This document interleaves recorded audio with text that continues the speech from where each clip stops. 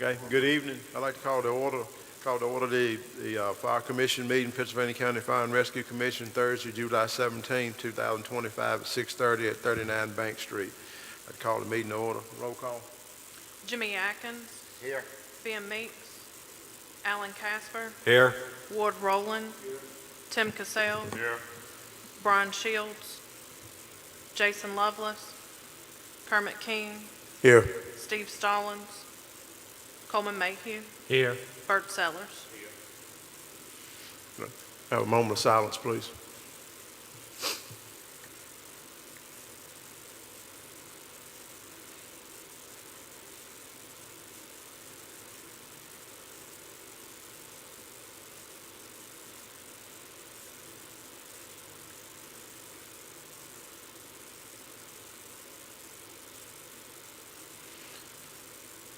Would you stand with me for a pledge of allegiance?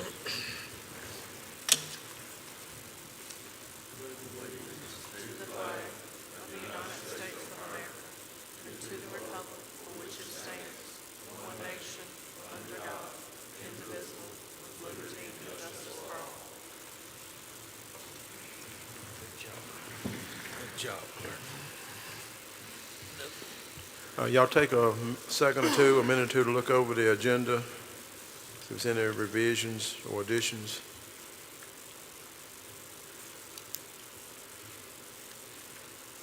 I know Director Key was having some trouble with his emails, so they couldn't send it out, so take an extra second to look over these.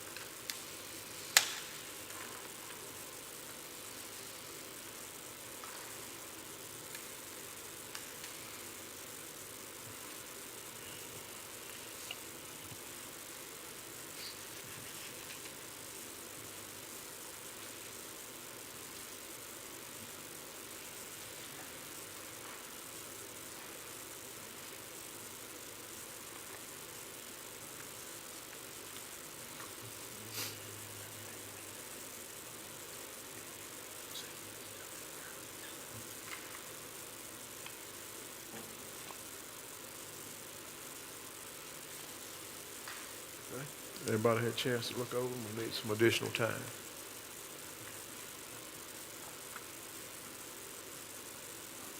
Any additions to the agenda?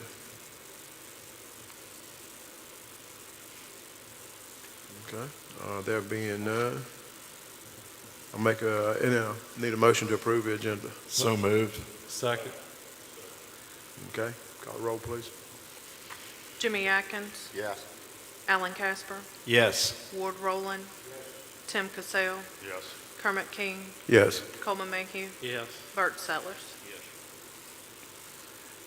Take a second, look over the minutes from the past meeting, and I will entertain a motion to approve the minutes.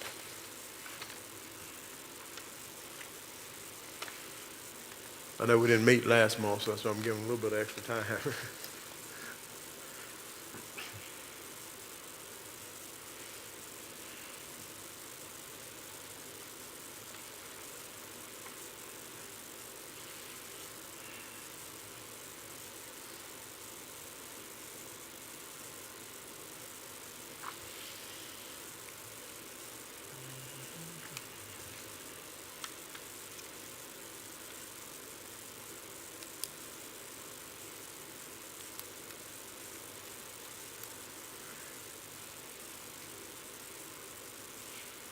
Okay, have a motion to approve the minutes. Make a motion to approve it. Second. Okay. Call the roll, please. Jimmy Atkins. Yes. Alan Casper. Yes. Ward Rowland. Tim Cassell. Yes. Kermit King. Yes. Coleman Mayhew. Yes. Bert Sellers. Yes. Okay. Do we have any presentations this evening? Okay. Anybody sign up to speak for hearing of the citizens?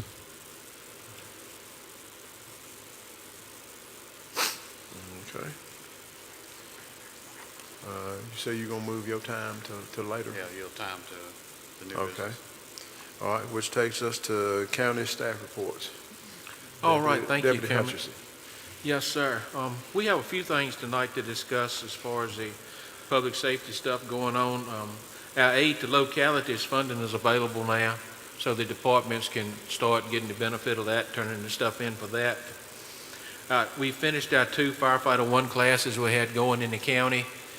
I think one of them is testing tonight, if I'm correct. The first one has already tested, and we had I thought, an awesome pass rate on that class. It was probably 95%, and I expect it might be 100% by now because they've retested. So that went really well. Tickled to death with the way them classes went.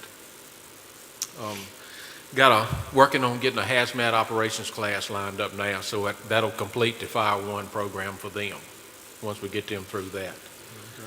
Okay. Let's see.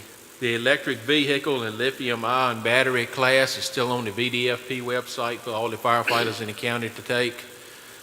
That's a right extensive. It's probably a 3 or 4 hour ordeal, but it's really interesting. It shines a lot of light on lithium-ion batteries and the problems we have if they happen to catch on fire. So that's a big deal. It's going to get bigger in our community. Probably you'll start seeing more and more of them. They in everything now, so that's a good class for everybody to take. Fit testing is also available. Anybody that wants the SCBA fit testing done for your members, just let us know. That's something we should probably do every year. I don't think we get it done every year like we should, but it's available. Just let us know and we'll come to your department and do it for you. And let's see. Trying to think. Oh, and all the service agreements have been turned in now. So we've got all of them in. So, and that's all I've got as far as a staff report. Okay. Thank you, Mr. Hutchinson. Thank you for the classes, for all that y'all have done and the pass rate. Yes, sir. Yes, sir. I know the students really appreciate the effort that you put into it. And especially a shout out to all the instructors and the people that helped with the classes. That's what makes it possible. We had a good group of instructors in both classes. And I'll just be honest with you, I'm proud of the way the classes went this time. Went really good. Well, good. Which takes us kind of to unfinished business, but before we go there, I'd like to welcome our county administrator, Mr. Shorter. Thank you for being with us tonight, and congratulations. We're looking forward to working with you some more.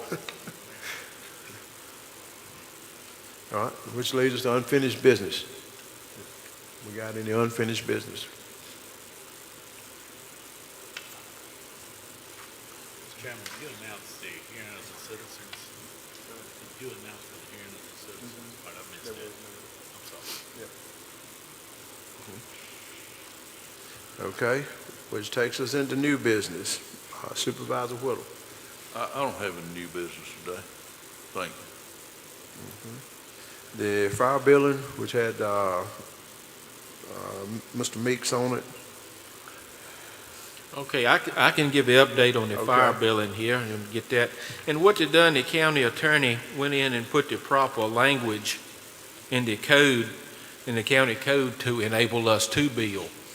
And what I'll do, that's in your packet. I've got it marked here, but I'll read over it for you so we can all kind of try to get a good understanding of it. And it says here pretty much, which are volunteer fire departments as permitted in Virginia Code 38.2-2130. The owner of the property for which the services were rendered, or the responsibility of the parent, guardian, or other legally responsible party in the case of a minor or an individual deemed incompetent. The billing process pursuant to Virginia Code 38.2-2130, any invoice for fire service charges by a volunteer fire department shall be sent to the owner of the property for which these services were rendered. In other words, whoever caused the accident. If we turn the truck over on 58 at the loop, they're responsible for, that's who's going to get the bill for the cleanup. The amount for which the insured property owner shall be liable shall not exceed the limit of. coverage for the volunteer fire department's cost. Once the invoice has been sent to the owner of the property for which the services were rendered. So let me read that again. The appropriate homeowner or automobile insurance carrier will be billed in accordance with Section 38.2-2130 Code of Virginia, 1950, as amended, once the invoice has been sent to the owner of the property for which the services were rendered. So reading this, it goes to the owner of the property and then it's forwarded on to their insurance. And from what I understand with this billing process right here now, and Damon, you can help me on this, but I think now we need to come up with the fee schedule, and if I understand right, it's a committee that has been put in order to handle that, correct? They were talking about the prior committee being reformed. Talking about the prior committee being reformed to readdress the billing rates from before that the commission had. We can't hear you. Speak into the mic. The prior committee that the commission had previously discussing the billing rates, they decided that you guys need to reform that and try to address those billing rates. Said there was already some billing rates already talked about before with other outside agencies or outside counties.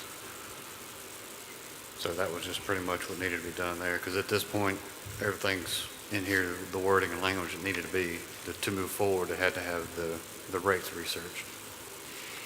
Okay, so who was the committee? Do you remember the last one? I don't remember. Mr. Atkins, was you on the committee? I think it was me and Ben, and I don't know who. You know if anyone's talked to Henry County or how they're doing it yet? Because they just started fire billing also. Don't know. That might be a resource. Now, isn't there a maximum amount that you can actually charge or be expected to be reimbursed? Because I think the insurance company is only required to have a line item to either $250 to $500 to cover fire services. So That is correct. Yeah. I did investigate that through State Farm, and on my policy alone, they'll pay $500 to the first due resources. in addition to this, I know that it was previously stated that it was soft billing.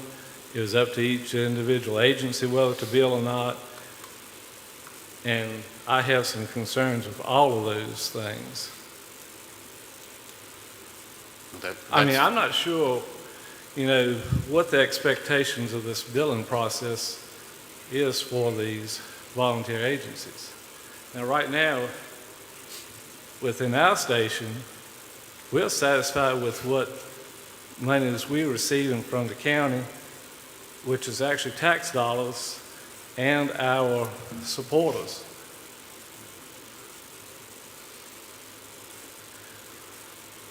I mean, every station is different, has a different jurisdiction, has different priorities, and has different issues they have to cover every day. I realize that. Okay. But I also know that one station last month reported they took in $4,000 for one fundraiser. How many calls at $250 would you have to invoice and actually receive payment? Now, you said it's soft billing, so there's no expectation to actually be paid. The other thing is, from what I'm gathering from talking to the people in my area, if we start charging, they're going to stop the fundraising. Well, this money's not coming straight out of their pocket. It's coming It from the actually insurance. is, because, so I checked with my insurance company as well. So yes, I do have that line item for $250 to $500. However, if the county starts invoicing for services, that is going to be a cost directly to the insurance company, and they're going to increase your policy rates. Right now, for a policy on a $153,000 home, that's $178 a month. That's if they have insurance. In Pennsylvania County, it is estimated that 21% of the homeowners don't have insurance. Pennsylvania County has the highest poverty rate per national standards and within 10% of the state. We have 15% people that live below the poverty line. So what is our expectation? We're already receiving money from the county per call. We're receiving the ATL money and we're receiving fundraising money. Now if we start charging, that is triple dipping, in my opinion. They pay for our fuel cost and all of that. And we are still volunteers. Now, one question I had, one lady asked me point blank. She says, if we start charging, are we going to have people actually responding to actually perform that duty? And she cited one call where one agency sent 2 trucks, 2 elderly people, and had to wait for other responders in public safety to actually take care of the issue. So how are we going to mitigate those problems?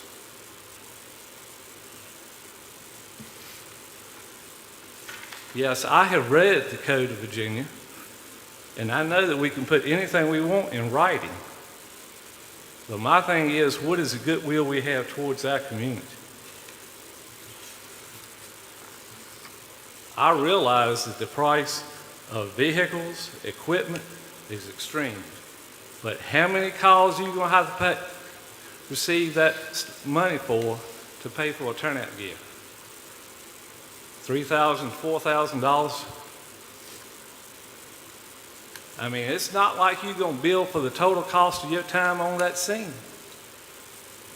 And where is the accountability on those charges?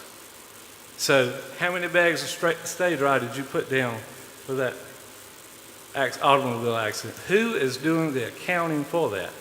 Who's doing the accounting for the services that's rendered as far as the professional side of it and being done in a like manner? I mean, we have not addressed anything like that. All we've talked about is the money side, and it's free money because it's coming from the insurance company. But I'm telling you, the people of this county don't have that. Excuse me, what is the policy of the public safety? Do they bill for the same thing we're talking about billing? And what does surrounding county, what is the state normal, I guess? Yeah, no, sir. Right now, public safety, which we only run the ambulances, so we bill, of course, for the medical calls. And of course, you bill, but you only get a small portion, especially if it's Medicaid or Medicare paying. You only get a small portion, and then sometimes you can bargain with the insurance company, and you might get a little more, but you only get you might get a third of what you bill for, but that's just on the ambulance side. We don't do no fire billing right now, and I believe it was Tim mentioned Henry County just started, but I do not have any information as to how their program is going, but I do know some counties do charge. Coleman, were you talking about the fire or the rescue? I'm talking about the fire. Yeah, this is just the The fire rescue- billing we're talking rescue's about. The already rescue is billing. already billing, we're just on the fire side. Okay. Yeah. so Mr. Casper? Okay. I too have some concerns about it because as to, like with what Mr. Sellers questioned, we provide, like on the EMS side, no problem whatsoever because most agencies are in some form or fashion are having, whether you have career EMS staff or whether you have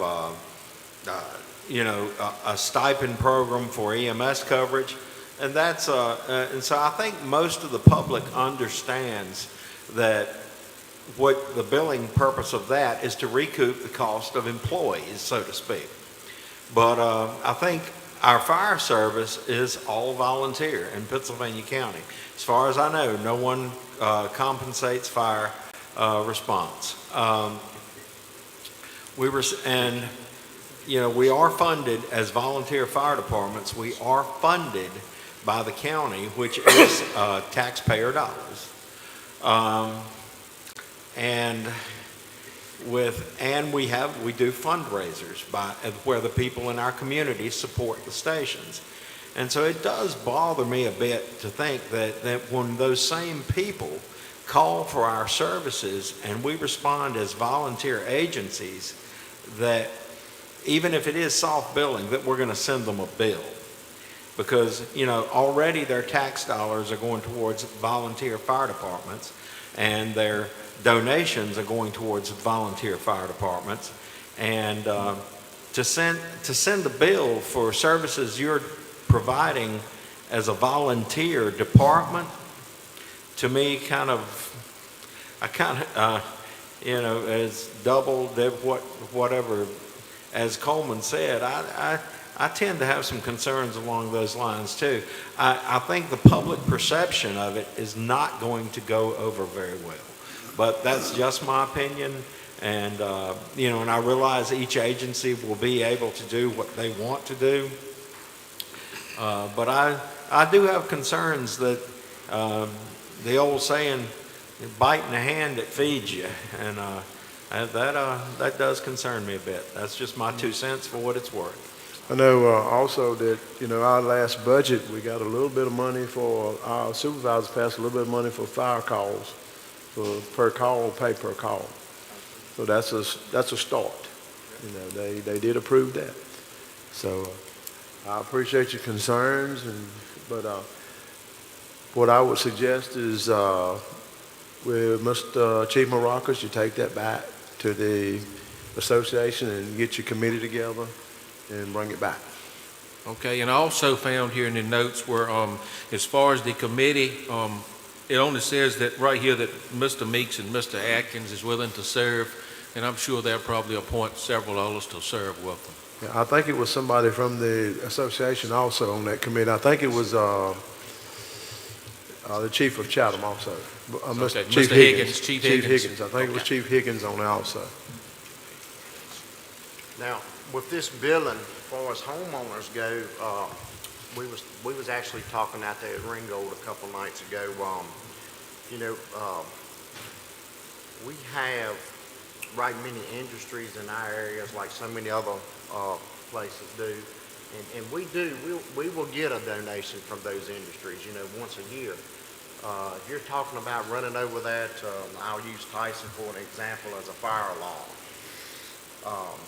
If we go there 12 times a year at $500 a visit, a fire alarm, and the paper that I have at home, it says whether you go remove smoke or something's going to come out as a structure fire, and it may be just an element in the stove burning, the way we are dispatched.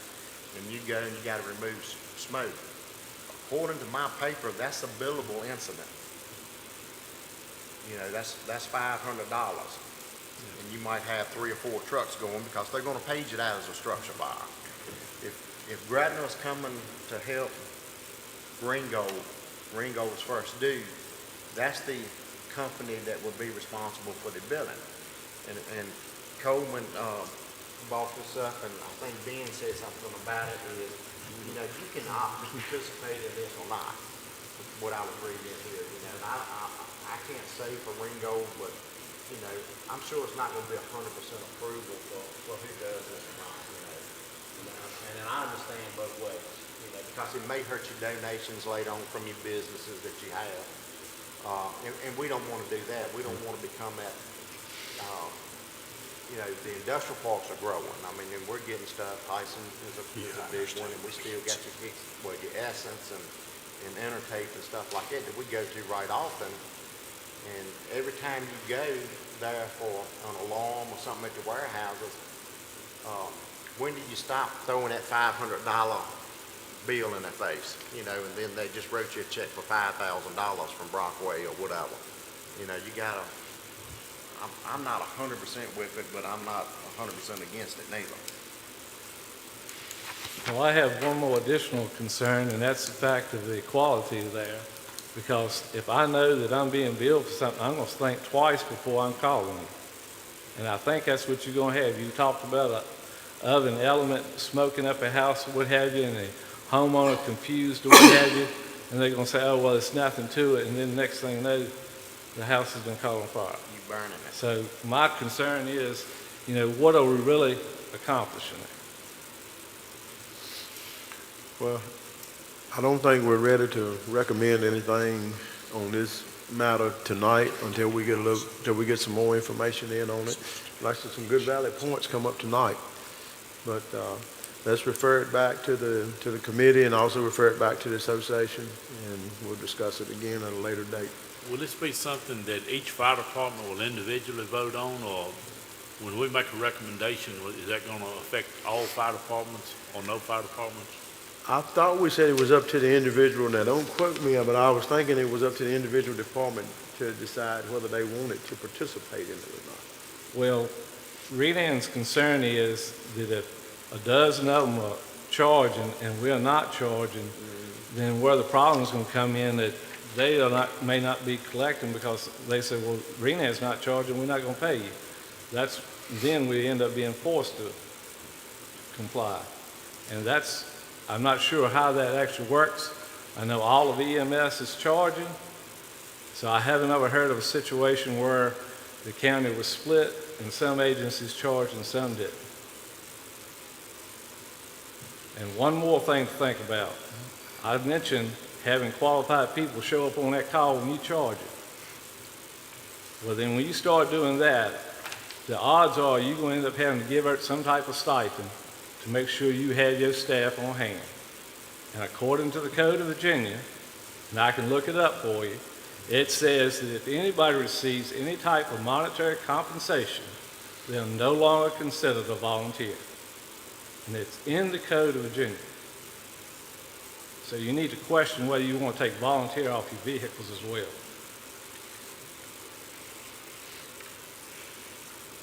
I'm not advocating for the billing or against it. I'm just asking questions about it, Coleman, so all of us will better understand it.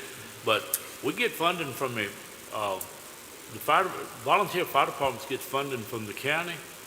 Now, does that make us non-volunteer? No, because you're not paying your providers. You're not paying those firefighters. We're not talking about paying them. We're talking about I know, that's introducing what that I'm money saying. into our department treasurer, aren't we? I'm just trying to get to the head of the thing because in order to have that service, somewhere along the line, you're going to have to maintain personnel at that station to be able to charge for that service. I mean, that's what happened with the EMS. When they started charging, then they had to start being able to provide a provider. I'm inclined to agree with you. I'm just saying. I agree with you about it hurting our funding, but I just also wanted to just clarify all of it. Yeah. And make sure we're talking about enough of it to make a decision with. Right.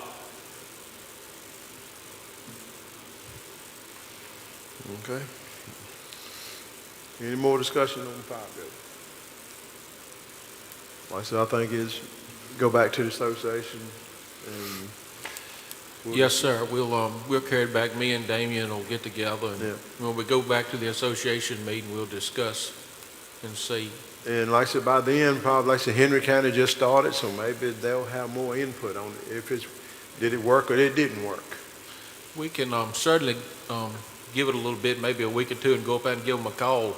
Just up there yesterday, so we can call up and I know them guys and see what kind of results they have and see if they got kickback. We'll see how it goes. So we'll know, because that's right here next to us, so it's very similar process. Okay. All right. Moving on to the graduation ceremony. Chief Maracas, you got that? In regards to their graduation ceremony, they're looking to have it at Chatham Middle School again this year. It'll be on August 20th at 18:30 hours. And it'll include anybody that has passed the Firefighter 1 class, the EMT Basic, the Advanced, as well as the paramedic class in the past year. Need to have the list of those people by July 31st. Okay. You said August the 20th Yes, sir. at Chatham Middle at what time? 18:30.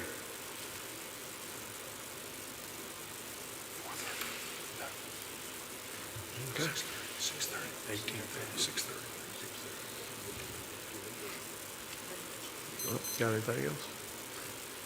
Okay. Mr. Hutchinson, Yes, sir. for the response coverage. Now, response coverage stats for the year, That's in your packet. If you'll look back, you'll see it. It's got the year totals, fiscal year 2025 EMS, and then the second page is the fiscal year 2025 fire response numbers. Y'all should have that in your packets. If you want me to, I can read it off to you, or you could just view it at your time. But that's the yearly numbers right there, and you know, everybody's doing a great job. We have some that's 100%, some a little below 100, but as busy as we are, volunteer and county folks, paid folks, I think we're doing really well right now.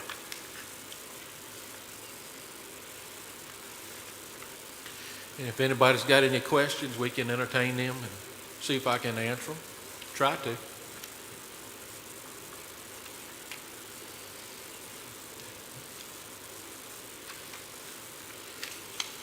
Okay. Anybody got any questions for Mr. Hutchison?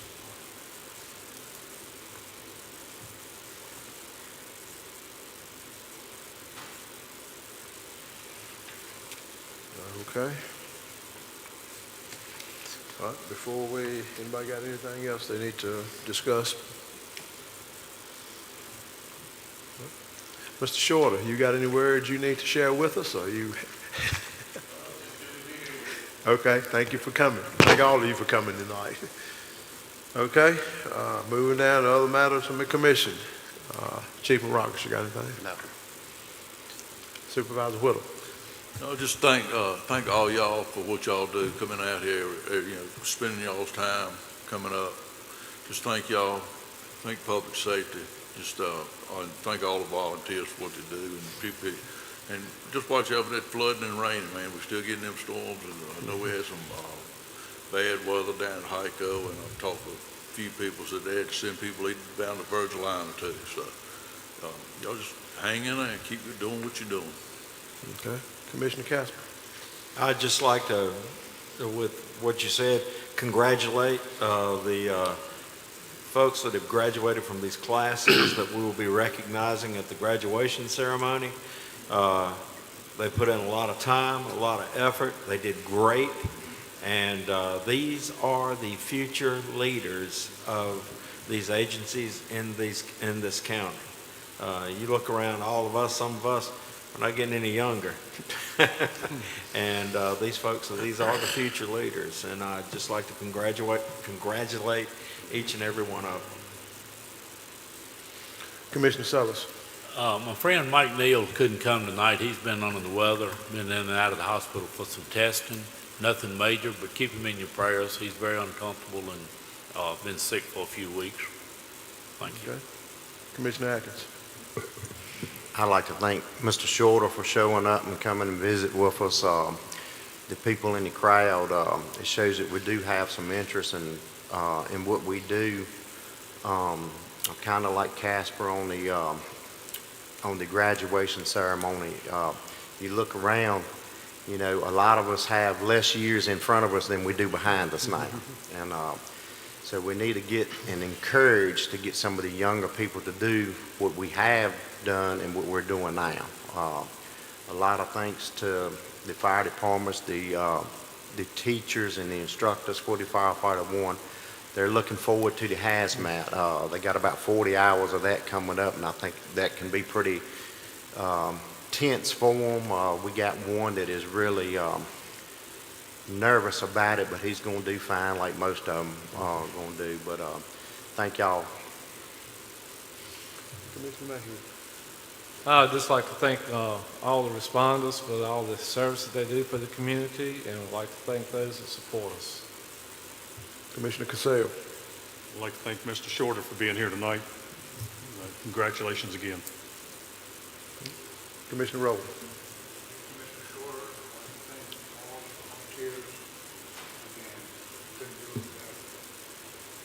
Deputy Director Hutchison.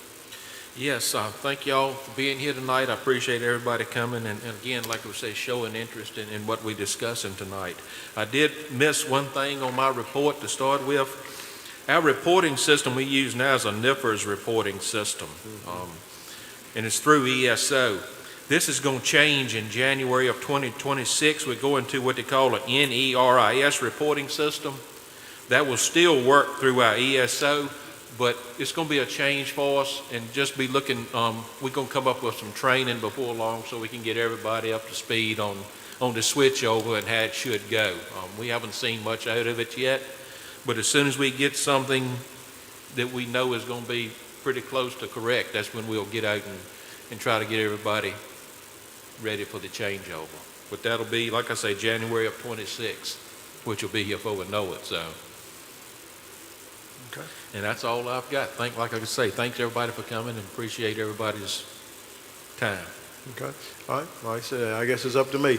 Thank you guys for coming out tonight. Mr. Short, appreciate you taking on the challenge. And like I said, we're looking forward to working with you. Thank all of you for coming and, like I said, taking a part in our fire commission. Like I said, congratulations to the students and the instructors that did the Firefighter 1 to make a success out of it. Like I said, thank you to all our volunteers, CCOM, our public safety, all our fire and rescue, even our VDOT personnel. We tend to leave them out a lot, but they do come out in the bad weather because we've had a lot of floods and everything going on. And I was getting texts a while ago. It was raining at my house again while we was in here. But thank you guys for coming out. It's always a pleasure to serve with you guys.